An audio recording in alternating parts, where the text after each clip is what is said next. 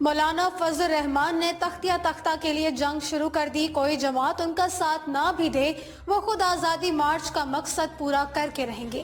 اگلے 24 گھنٹوں میں کچھ بھی ہو سکتا ہے، مولانا فضل الرحمان استعفیٰ لیے بغیر اسلام آباد سے جائیں گے یا نہیں؟ ناظرین، سوالات اٹھائے جانے لگے ہیں کہ کیا واقعی مولانا نے تختیہ تختہ کے لیے زور لگانا شروع کر دیا ہے؟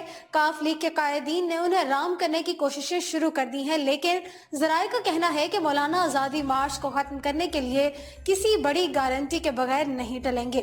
یہ بھی دعویٰ کیا جا رہا ہے کہ غیر ملکی سفیروں نے بھی مولانا کو دھرنا ختم کرنے کے لیے کہا ہے، جبکہ مولانا نے دھرنے کے عزائم کو پوری دنیا پر آشکار کر دیا ہے۔ دھرنے میں لگنے والے نعروں اور مولانا کی تقاریر کو بڑی گہری نگاہوں سے دیکھا جا رہا ہے۔ کہا جا رہا ہے کہ مولانا کا دھرنا اسلام آباد میں بڑی تبدیلی لانے کا باعث بن جائے گا۔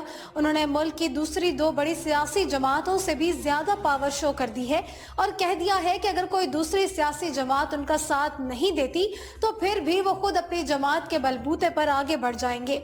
ناظرین، آزادی مارچ کے حوالے سے آپ کو بتاتے چلیں کہ ایک طرف حکومت نے مولانا فضل الرحمان کا معاملہ پارلیمنٹ میں اٹھانے کا فیصلہ کیا ہے تو دوسری جانب ان کی گرفتاری کے لیے عدالت سے بھی رجوع کیا جا رہا ہے۔ حکومت نے مولانا فضل الرحمان کے آزادی مارچ کا معاملہ پارلیمنٹ میں اٹھانے کا فیصلہ کر لیا ہے۔ ذرائع کے مطابق وفاق نے قومی اسمبلی کا اجلاس 7 نومبر کی شام 4 بجے طلب کر لیا ہے۔ اجلاس سے وزیر اعظم عمران خان بھی خطاب کریں گے، جبکہ اجلاس میں اپوزیشن کو بات کرنے کا موقع فراہم کیا جائے گا۔ قومی اسمبلی کے اجلاس میں حکومتی کارکردگی اور دھرنے کے مقاصد پر بھی بات ہوگی۔ اراکین بھی اپنے خیالات کا بھرپور اظہار کریں گے۔ آزادی مارچ کے معاملے کو سینٹ میں بھی اٹھایا جائے گا۔ دوسری جانب وزیر اعظم عمران خان نے قومی اسمبلی کی پارلیمانی پارٹی کو بھی اعتماد میں لینے کا فیصلہ کر لیا ہے۔ اسی حوالے سے وزیر اعظم نے تحریک انصاف کی پارلیمانی پارٹی کا اجلاس آج اسلام آباد میں طلب کر لیا ہے۔ اطلاعات یہ بھی ہے کہ جمعیت علماء اسلام کے سربراہ مولانا فضل الرحمان کی گرفتاری کے لیے لاہور ہائی کورٹ میں درخواست دائر کر دی گئی ہے۔ ایڈوکیٹ ندیم سرور نے جمعیت علماء اسلام کے امیر کی گرفتاری اور ان کے خلاف بغاوت کی کارروائی کرنے کی درخواست دائر کی ہے، جس میں مولانا فضل الرحمان اور وفاقی حکومت کو فریق بنایا گیا ہے۔ درخواست گزار نے موقف اپنایا ہے کہ مولانا فضل الرحمان اپنی تقاریر سے لوگوں کو اکسا رہے ہیں، جس سے ملک میں انتشار پھیلنے کا خدشہ ہے۔ عدالت میں دائر درخواست کے متن کے مطابق جمعیت علماء اسلام فے کے رہنما نے بیان دیا ہے کہ آزادی مارچ کے شرکا وزیر اعظم ہاؤس جا کر عمران خان کو گرفتار کر سکتے ہیں۔ لوگوں کو ریاست کے خلاف اکسانا بغاوت کے زمرے میں آتا ہے۔ درخواست میں استدعا کی گئی ہے کہ مولانا فضل الرحمان کو گرفتاری کرنے اور ان کے خلاف بغاوت کی کارروائیوں کا حکم دیا جائے۔ خیال رہے کہ جمعیت علماء اسلام فے کے سربراہ نے 1 نومبر کو آزادی مارچ کے جلسے سے کی گئی تقاریر میں کہا گیا تھا کہ وزیر اعظم عمران خان کو استعفیٰ دینے کے لیے 2 دن کی مہلت دیتا ہوں۔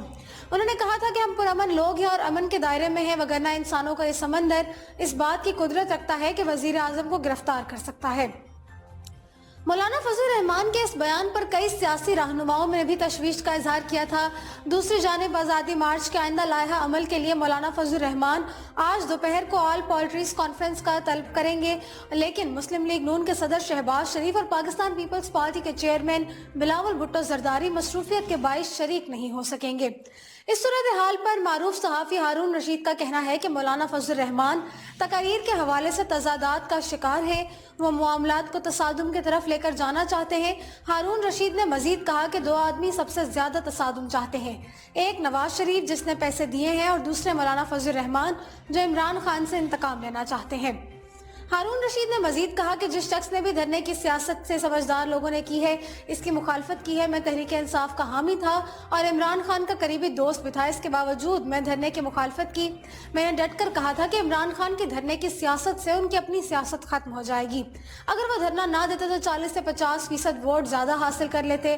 خیال رہے کہ نواز شریف آزادی مارچ کے حوالے سے مولانا فضل الرحمان کی بھرپور حمایت کرتے ہوئے نظر آ رہے ہیں۔ 24 اکتوبر کو پاکستان مسلم لیگ نون کے قائد سابق وزیر اعظم نواز شریف سے جمعیت علماء اسلام فے کے سربراہ مولانا فضل الرحمان کے مابین ٹیلی فونک رابطہ بھی ہوا تھا، جس کے بعد آزادی مارچ کی تحریک تیز ہو گئی تھی۔ نواز شریف سے ٹیلی فونک رابطے میں شہباز شریف نے کرایا تھا۔ بتایا گیا تھا کہ مولانا فضل الرحمان نے سابق وزیر اعظم نواز شریف کی صحت سے متعلق دریافت کیا اور کہا کہ آپ ملک و قوم کا قیمتی اثاثہ ہیں، اللہ آپ کو جلد صحت یابی عطا فرمائے۔ اس موقع پر دونوں رہنماؤں میں آزادی مارچ پر بھی گفتگو ہوئی۔ سابق وزیر اعظم نواز شریف نے کہا کہ آزادی مارچ کی کامیابی کے لیے دعا گو ہوں۔